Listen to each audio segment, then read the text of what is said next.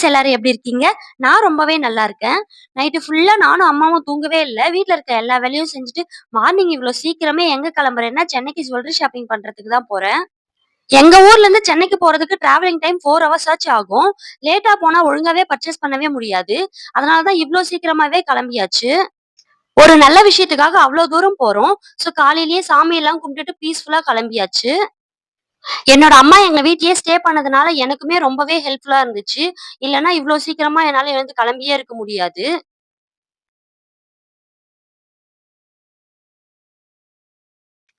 பாவம் என் பையன் நல்லா தூங்கிட்டு இருந்தான். அவனையும் தூக்கத்திலேயே எழுப்பி ரெடி பண்ணிட்டு இருந்தேன். வீட்ல அப்பாவும் ஹஸ்பண்டும் இருக்காங்க. ஸோ மார்னிங் சீக்கிரமாவே டிஃபனும், லஞ்சும் செஞ்சாச்சு. நாங்களும் இங்கேயே டிஃபன்லாம் சாப்பிட்டுட்டு கிளம்பிட்டோம். பாப்பாக்கு மட்டும் டிஃபன் பாக்ஸ்ல போட்டு எடுத்துக்கிட்டோம். போகும்போது ட்ரெயின்ல ஊட்டிக்கலாம் அப்படின்னு சொல்லிட்டு. ஏன்னா இவ்ளோ சீக்கிரமா ஊட்டுனா அவன் சாப்பிட மாட்டான் சரியா. நான் இப்பல்லாம் அடிக்கடி ஜுவல்லரி எடுக்கிறத பார்த்து ஒரு சில பேர் நினைக்கிறாங்க, நான் என்னமோ நெறைய காசு வச்சிருக்கேன். அதான் இப்படி அடிக்கடி பர்ச்சேஸ் பண்றேன்னு.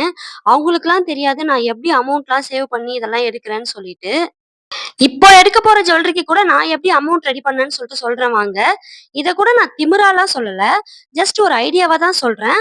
ஏன்னா ஒரு சில பேருக்கு இது கண்டிப்பா யூஸ் ஆகும். எனக்கு கொஞ்ச நாளைக்கு ஃபங்ஷன் போற வேலைலாம் இல்ல. ஸோ வீட்ல இருக்க ஜுவல்ஸ்லாம் பீரோல வேஸ்ட்டா தான் இருக்க போது. அந்த ஜுவல்ஸ வச்சு தான் நான் இப்ப வேற ஒரு ஜுவல் எடுக்க போறேன். இந்த ஜுவல்லரி எல்லாம் எடுத்துட்டு போய் நான் பேங்க்ல அடகு வச்சேன்னா இன்ட்ரெஸ்ட் கம்மி தான். ஸோ என்கிட்ட எப்பயாச்சும் அமௌண்ட் வரும்போது நான் மீட்டுக்கிறது ஈஸியா இருக்கும். ஏன்னா இன்னும் கொஞ்ச நாள் போச்சுன்னா நம்மளால புது ஜுவல்லரிலாம் எடுக்க முடியுமான்னே தெரியல. ரேட் அவ்ளோ அதிகமாயிட்டே இருக்கு. என்கிட்ட இருந்த ஜுவல்லரிய நான் தனித்தனியா பிரிச்சு 3 கார்டா அடகு வச்சிருக்கேன். ஏன்னா எல்லாத்தையும் ஒண்ணா அடகு வச்சா நம்மளுக்கு பெரிய அமௌண்ட்டா இருக்கும். மீட்டுக்கிறதுக்கும் ரொம்பவே கஷ்டமா இருக்கும். இப்படி தனித்தனி கார்டா அடகு வச்சதுனால என்கிட்ட எப்பலாம் அமௌண்ட் வருதோ அப்ப நான் ஒண்ணு ஒண்ணா மீட்டுப்பேன். இப்படி நகைய அடகு வச்ச அமௌண்ட் என்கிட்ட கொஞ்சம் இருந்துச்சு. அண்ட் நான் ஒரு இடத்துல மந்த்லி சீட்டு போட்டிருந்தேன். அந்த சீட் அமௌண்ட் கொஞ்சம் என் கையில இருந்துச்சு. எல்லாத்தையும் சேர்த்து தான் நான் இப்ப ஜுவல்லரி எடுக்க போறேன். இந்த ஐடியா உங்களுக்கு புடிச்சிருந்தா நீங்களுமே இத ட்ரை பண்ணி பாருங்க. கண்டிப்பா நம்மளாலயுமே நெறைய நகை சேர்க்க முடியும்.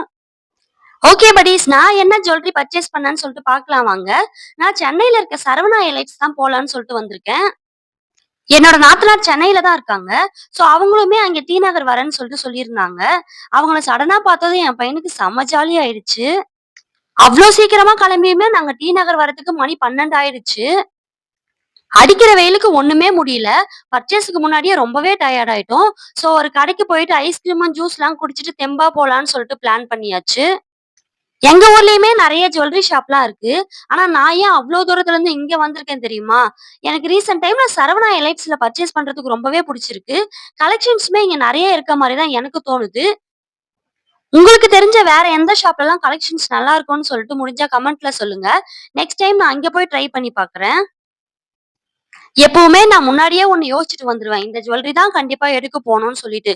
ஆனா அந்த ஷாப் உள்ள போனதுக்கு அப்புறம் கண்டிப்பா மைண்ட் மாறி நான் வேற ஒரு ஜுவல்லரி தான் எடுப்பேன். ஆனா நான் இன்னைக்கு நல்லா மைண்ட்ல ஃபிக்ஸ் பண்ணிட்டு வந்துட்டேன். கண்டிப்பா சோக்கர் தான் பார்க்கணும் அப்படின்னு சொல்லிட்டு. சோக்கர் செக்ஷன் விட்டு நான் வேற எங்கேயாச்சும் போனா தானே நம்மளுக்கு மைண்ட் மாறும். சோ இந்த செக்ஷன் விட்டு நான் எங்கேயும் போற மாதிரியும் இல்ல.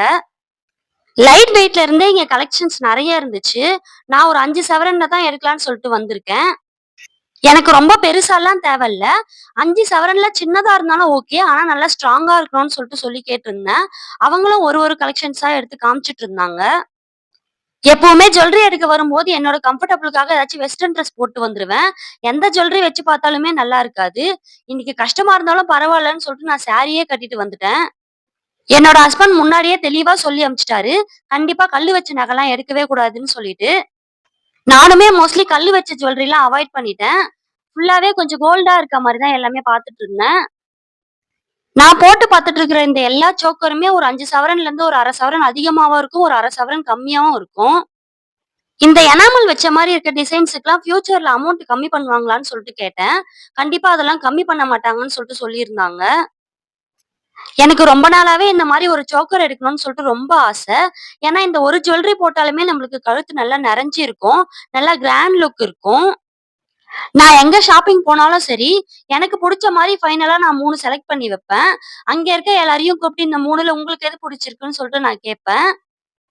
நீங்களே பாருங்க நான் எவ்ளோ கலெக்ஷன் வச்சு பார்க்குறேன்னு சொல்லிட்டு. நான் கேட்கறதெல்லாம் அவங்களும் பொறுமையா ஒண்ணு ஒண்ணா எடுத்து குடுத்துட்டு இருந்தாங்க. நானும் ரிலாக்ஸா ஒண்ணு ஒண்ணா வச்சு பார்த்துட்டு இருந்தேன்.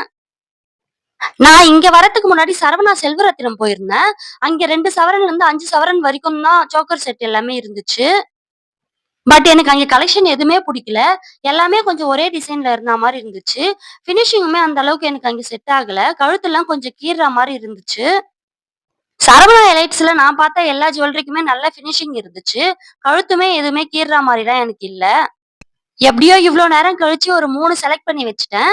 அதுலருந்து ஏதாச்சும் ஒண்ணு ஃபைனல் பண்ணிக்கலாம் அப்படின்னு சொல்லிட்டு. இந்த 3 சோக்கர்ல உங்களுக்கு எது புடிச்சிருக்குன்னு சொல்லிட்டு மறக்காம கமெண்ட்ல சொல்லுங்க.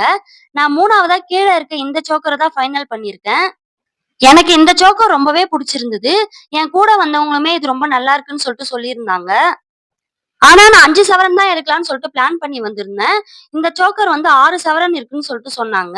சரி செயின் வேண்டாம், செயின் இல்லாம சொல்லுங்கன்னு சொல்லிட்டு சொன்னதுக்கு ஒரு 5 1/2 சவரன் வருதுன்னு சொல்லிட்டு சொன்னாங்க.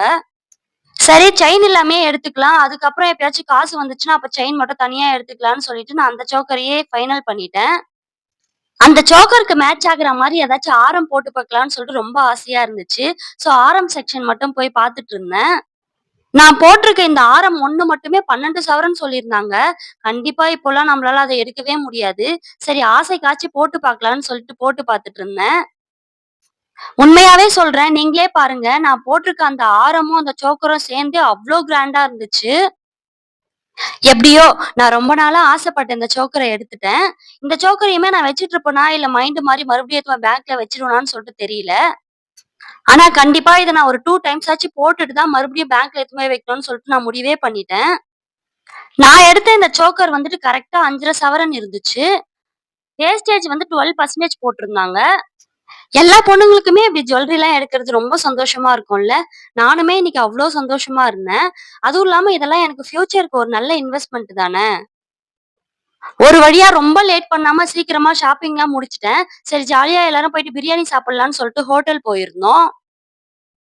ஒரே வெரைட்டில பிரியாணி ஆர்டர் பண்ணாம 3 வெரைட்டியா ஆர்டர் பண்ணியிருந்தோம்.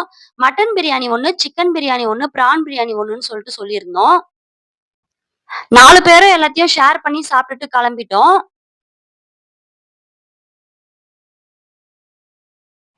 என் நாத்தனார் அப்படியே வீட்டுக்கு போறேன்னு சொல்லிட்டு கிளம்பிட்டாங்க.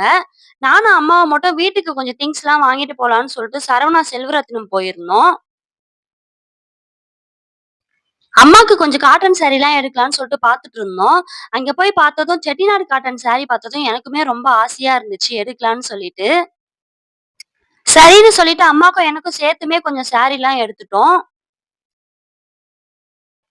நான் எடுத்த இந்த சாரிக்குமே ப்ளவுஸ்லாம் அது கூட அட்டாச்ட் ஆகில்ல. தனியா தான் ப்ளவுஸ்லாம் எடுக்கணும் போல. சரி பரவால்ல எனக்கு சாரி கலர்ஸ்லாம் ரொம்பவே புடிச்சிருந்தது. அதனால எடுத்துக்கலான்னு சொல்லிட்டு ஒரு 3 சாரி எடுத்திருந்தேன். அப்புறம் வீட்டுக்கு யூஸ் ஆகுற மாரி கொஞ்சம் திங்ஸ்லாம் வாங்கியிருந்தேன். இந்த கடையிலேயே எல்லாமே இருந்துச்சு. ஃப்ரிட்ஜ்ல மாவு அரைச்சு வைக்கிறதுக்காக ஒரு பாத்திரம் வாங்கியிருந்தேன். அப்புறம் மேட்லாம் வாங்கியிருந்தேன். வெஜிடபிள்ஸ்லாம் கட் பண்றதுக்காக கொஞ்சம் நைஃப்லாம் வாங்கியிருந்தேன். இவ்ளோ தூரம் டிராவல் பண்ணி வந்திருக்கோம். ஸோ செலவானாலும் பரவாயில்லன்னு சொல்லிட்டு தான் நான் இந்த திங்ஸ்லாம் வாங்கியிருந்தேன். ஓகே படீஸ். இந்த மாரி வீடியோலாம் உங்களுக்கு பிடிக்கும்னா மறக்காம என்னோட சேனல சப்ஸ்கிரைப் பண்ணி வச்சுக்கோங்க. நெக்ஸ்ட் வீடியோல பார்க்கலாம். பாய் படீஸ்.